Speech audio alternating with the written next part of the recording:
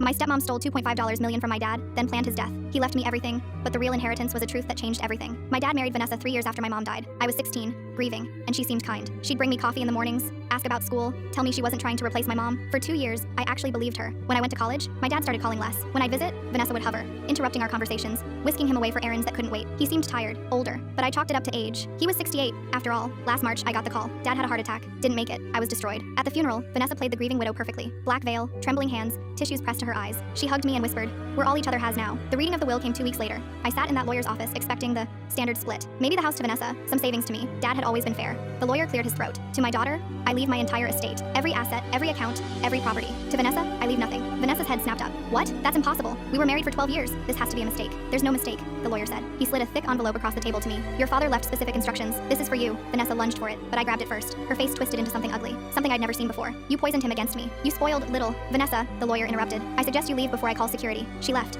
heels stabbing the floor, muttering threats about contesting the will. That night, I opened the envelope. Inside was a letter in my dad's handwriting and a USB drive. Sweetie, if you're reading this, I'm gone. I'm sorry. I couldn't tell you in person. I'm sorry I wasn't stronger, but I need you to know the truth about Vanessa, and I need you to make sure she pays for what she's done. My hands shook as I kept reading. Dad had discovered Vanessa was stealing from him 18 months ago. Small amounts at first, a few thousand here and there, then bigger chunks. By the time he'd figured out the full scope, she'd taken $2.5 million through wire transfers, forged checks, and drained investment accounts. But it got worse. Dad had hired a private investigator. The USB drive contained recordings. I plugged it into my laptop. The first file was a phone conversation. Vanessa's voice, cold and calculating. He changed his will. Everything goes to his brat daughter now. We need to move faster. A man's voice responded. What do you want me to do? I want him gone. Make it look natural. Heart attack, stroke, something. He's old. No one will question it. My stomach turned. The next file was timestamped 3 days before Dad died. Security footage from outside Dad's bedroom. Vanessa entering with a small vial. The case report noted it was digoxin, a heart medication. In high doses, it causes fatal arrhythmia that mimics a natural heart attack. The final file was Dad's voice. Weak, scared. I'm recording this in case something happens to me. Vanessa's been putting something in my coffee. I feel wrong. Chest pains, dizziness. I've hidden medication, but I don't think I have much time. The evidence is all here.